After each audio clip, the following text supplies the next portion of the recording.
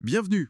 Aujourd'hui, on va explorer ensemble des moments clés, des rencontres assez formatrices dans la jeunesse de Joseph Sève, qui deviendra Soliman Pacha. On se base sur des extraits de l'œuvre de Marc Pitiou. Oui, bonjour. Ces récits, ils nous donnent un aperçu vraiment intéressant sur 3 épisodes marquants.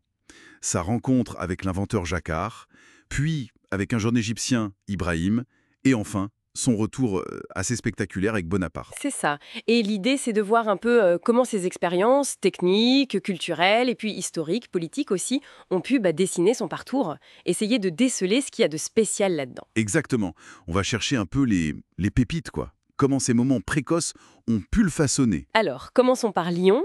Le jeune Joseph, il est curieux, il se balade et hop, par hasard, il entre dans l'atelier de Joseph-Marie Jacquard. Hmm, Totalement fortuite, Jacquard qui invente son truc. Et petite ironie de l'histoire, le père de Joseph, Anthelme Sève, l'aide pour certaines pièces sans savoir pour qui c'est. ah oui.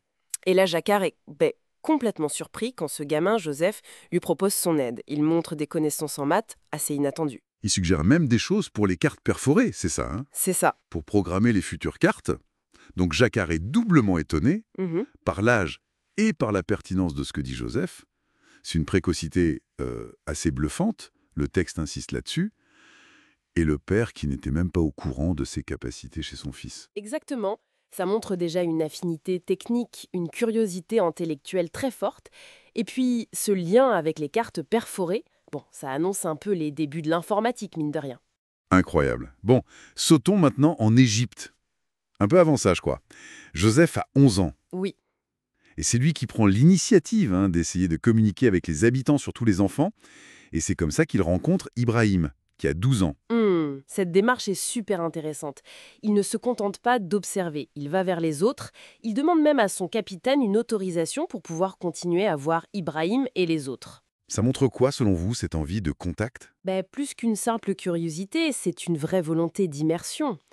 Il découvre une langue, une religion, des coutumes, tout est différent. Mais en même temps, ils perçoivent des valeurs communes, des choses qui lui rappellent son village, Luis. Ah oui, c'est intéressant ça. Oui, et les sources mentionnent aussi cet attachement fort des Égyptiens à leur histoire, à leur culture.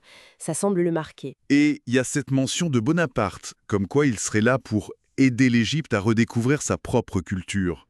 Comment on peut lire ça? Bon, ça, c'est ce que dit la source. Difficile de savoir si c'est la réalité, une interprétation locale ou peut-être un peu de propagande napoléonienne, hein. Mais pour Joseph, ce qui compte, c'est cette expérience directe. Le contact humain. Voilà. Cette ouverture précoce à une autre culture vécue de manière positive, c'est sans doute fondamental pour comprendre sa capacité d'adaptation plus tard. Et puis on arrive au retour en France. Et là, c'est pas n'importe comment, c'est Bonaparte lui-même qui le ramène d'Égypte. Oui, c'est assez fou. Le général Bonaparte en personne, Joseph est officiellement démobilisé, on reconnaît son service dans l'artillerie de marine pendant la campagne d'Égypte. Et pendant le voyage de retour, il est tout près de Bonaparte et de son mamelouk, Raza Oustam. Exactement. Logé à proximité immédiate, c'est une marque de confiance assez étonnante envers un garçon si jeune. Les textes suggèrent que Bonaparte percevait déjà chez lui une grande loyauté. Hmm.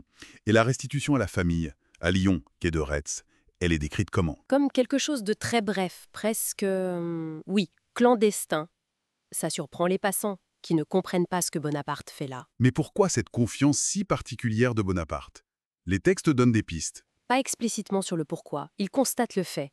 Cette proximité laisse penser que Joseph, par son attitude, ses compétences, peut-être déjà visibles, avait attiré l'œil du futur empereur. On peut se demander s'il faisait déjà un peu partie du cercle rapproché, d'une certaine manière. C'est la question que ça soulève, oui.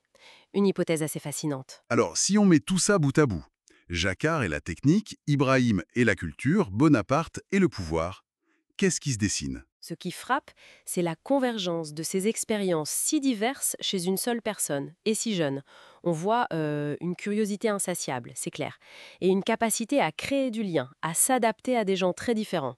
Un inventeur, un enfant égyptien, un général. Voilà. Il n'est pas juste témoin, il est acteur, il s'engage. Ce sont plus que des anecdotes, ce sont vraiment des expériences fondatrices qui révèlent une personnalité déjà complexe et très adaptable. Ces 3 fils techniques, culturels, politiques, ils sont déjà là très tôt, finalement. Tout à fait.